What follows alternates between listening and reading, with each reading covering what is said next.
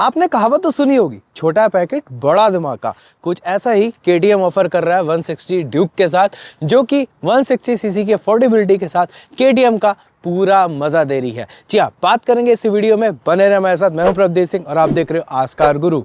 KTM 160 Duke का जो design language जो है वो सिमिलरली सेकंड जनरेशन ड्यूक के जैसा ही रखा गया है, लेकिन कुछ चीज़ें ऐसी हैं जो थर्ड जनरेशन ड्यूक से ली गई हैं। जैसे व्हील्स आपके लिए गए हैं एंड फ्रेम है वो थोड़ा बहुत वैसा सेकंड जनरेशन जैसा ही रखा गया। बाकी हेडलाइट भी आपको सेकंड जनरेशन ड्यूक जैसे ही इंस्पायर देखने को मिलेगी। लंबा सा आपको एक फ्रंट देखने को मिलता है, थोड़ा सा फ्लैट सरफेस है, एलईडी लाइट्स दी गई हैं।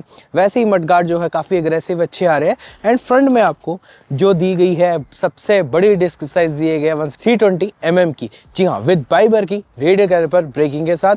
एंड वहीं पे अगर आप साइड प्रोफाइल भी देखेंगे तो आपको टिपिकली ये केटीएम ही लगेगी, क्योंकि स्टील ट्रेलिस फ्रेम आपको एक्सपोज्ड होगा। वैसा ही टैंक दिया गया सेकंड जनरेशन ड्यूक जैसा, लेकिन यहाँ पे जो कलर थीम है वो थोड़ा सा अलग देखने को मिल रही है। थोड़ा सा फंकी लुक में आती है, वाइट, ब्लू एंड ऑरेंज का कॉम्बिनेशन काफ़ी अच्छा लग रहा है। इनफैक्ट रियर भी ना आपको सेकंड जनरेशन ड्यूक जैसा ही लगता है, लेकिन स्टिल ये अभी भी वर्कआउट कर रहा है। आज भी लोग इसे मुड़ मुड़ के जरूर देखते हैं।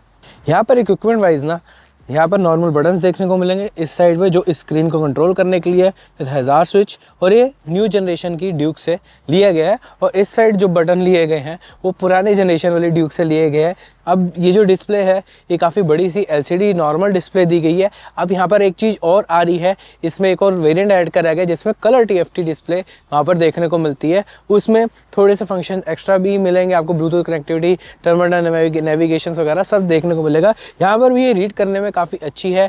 इसमें आप एक और चीज़ कंट्रोल कर सकते हो, रियर का ABS भी बंद कर सकें, यानी कि सुपर मोटो मोड इसमें आ रहा है, तो वो भी आप यहाँ से कंट्रोल कर सकते हो। और अर्गोनॉमिक्स वाइज इस बाइक के अंदर ना आपको ऐसा नहीं लगेगा कि बहुत ही आप स्पोर्टी कैरेक्टर वाली बाइक चला रहे हो, थोड़ा सा रिलैक्स्ड है। इसमें दिया गया है 164 सीसी का इंजन। यहाँ पर लगभग दी गई है 19 PS की पावर, और लगभग जो टॉर्क दिया गया 15.5 न्यूटन मीटर का टॉर्क यहाँ पर देती है। KTM 160 ड्यूक की जो नॉर्मल पावर डिलीवरी है, यहाँ पर ना मैं इतनी बात कहूँगा कि लो एंड में ये पावर डिलीवरी उतनी अच्छी महसूस नहीं होती, लेकिन स्टिल 6th गियर अगर आप इसका 30 से 35 के बीच में लगा के चल रहे हैं, 6 गियर वर्क्स आ रहे हैं, विद स्लीपर क्लच आ रहा है साथ में, तो यहाँ पर ना वहाँ से भी ये बाइक थोड़ी पावर जनरेट करती है। लेकिन स्टिल लो एंड में कभी कभार आपको लगेगा कि इसमें पावर में हल्का सा लैग सा है, लेकिन वो स्टिल मैनेज हो जाता है। 2000 RPM से ऊपर जाते सार इसके अंदर अच्छा खासा पावर आता है। और मिड रेंज में तो ये बाइक एक अलग करैक्टर पकड़ती है कि भैया मैं 160 सीसी की बाइक नहीं हूँ, कुछ अच्छे खासा पावर है मेरे में भी। लगभग 9000 RPM तक ना इसका जो टॉप एंड है वो आ जाता है। तो मुझे लगता है कि कहीं ना कहीं ये ज़्यादा रेव नहीं करती उतनी, क्योंकि यहाँ पर ना सिंगल ओवरहेड कैम दी गई है, ये डुअल ओवरहेड कैम नहीं है जो जनरली हम KTM की हाई एंड बाइक्स पे देखते हैं।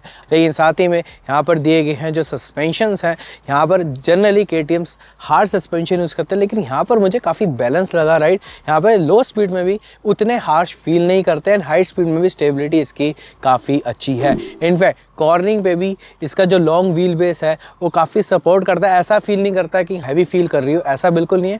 ठीक है, 147 kg का वेट जरूर है, लेकिन स्टिल आप कॉर्निंग में आपको काफ़ी अच्छी फील होगी। लेकिन जनरली बात करें 160 सीसी सेगमेंट की, तो यहाँ पे व्हील बेस थोड़ा सा लॉन्ग रखा गया उससे, लेकिन आपको ना नॉर्मल स्टेबिलिटी के मामले में ये बाइक उनसे काफ़ी बेटर लगेगी, क्योंकि ये बड़े जो KTMs की बाइक जैसा ही आपको फील कराएगी। लेकिन यहाँ पर एक और कैच है, इसकी जो रियर एंड से जो फीडबैक है यहाँ पर उसमें भी काफ़ी अच्छा काम करा गया, क्योंकि नॉर्मली जो 160 सीसी सेगमेंट की बाइक्स इसके कंपैरिजन में अवेलेबल है उसमें आपको मिलता है नॉर्मल बॉक्स स्विंग आर्म मिलता है। यहाँ पर आपको दिया गया है एल्यूमिनियम स्विंग आर्म, जिसकी वजह से इसमें ड्राइवेबिलिटी में मुझे लगता है कोई भी ऐसा खास इशू नहीं है। तो KTM की 160 ड्यूक के अंदर आपको एक खासियत कैसे लगी बताना जो कमेंट सेक्शन के अंदर। लेकिन आगे जाने से पहले या एंड करने से पहले इतनी बात मैं कर दूं, क्योंकि मार्केट एनालाइज करना भी ज़रूरी है भैया। ये बाइक आपको देखने में अच्छी है, चलाने में अच्छी है, तो मार्केट का क्या है। अब यहाँ पर ना जो डायरेक्ट राइवल है, जिसे मैं मान सकता हूँ, क्योंकि लिक्विड कूल इंजन आता है इसमें, जो कि डायरेक्ट राइवल है यामाहा की MT-15 है, वो इससे करीब 20,000 रुपये सस्ती है। जी हाँ, वो 20,000 रुपये सस्ती है, और वो थोड़ा सा कम पावर प्रोड्यूस करती है, थोड़ा सा कम टॉर्क है, लेकिन बहुत ज़्यादा फ़र्क नहीं हो, 5-6 किलो इससे हल्की भी है। जी हाँ, लेकिन यहाँ पर आपको ऑफर करा गया बिल्कुल KTM का टॉप नॉच लेवल का यहाँ पे इक्विपमेंट लेवल, जो मैंने आपको पूरी वीडियो में बताया, जो कि आपको MT-15 में नहीं देखने को मिलेगा। लेकिन स्टिल ये थोड़ा सा एक्सपेंसिव साइड चला जाता है जनरली, वो बिल्कुल सही बात है।